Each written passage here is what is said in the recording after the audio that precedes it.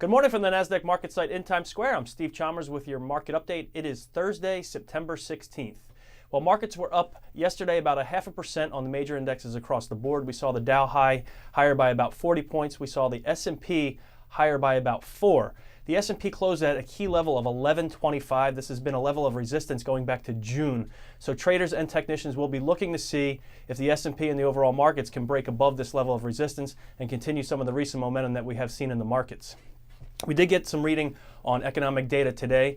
First, we got a reading on the PPI, which is the Producer Price Index. It's a measure of wholesale costs. Came in a little bit higher than expected at 0.4%.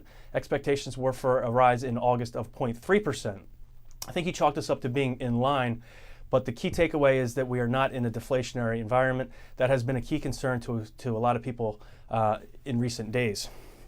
All eyes really were on initial jobless claims. They came out at 8:30 this morning. Came in better than expected at 450,000 new claims versus expectations of 459,000. So they were better than expected, but not enough to excite the markets. We are seeing the futures lower.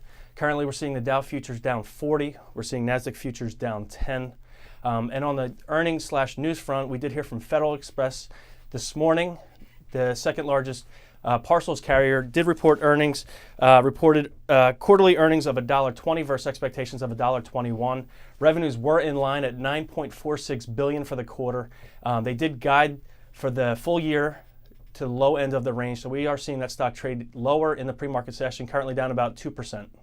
From Nasdaq's Market Intelligence Desk, that is your morning update. I'm Steve Chalmers.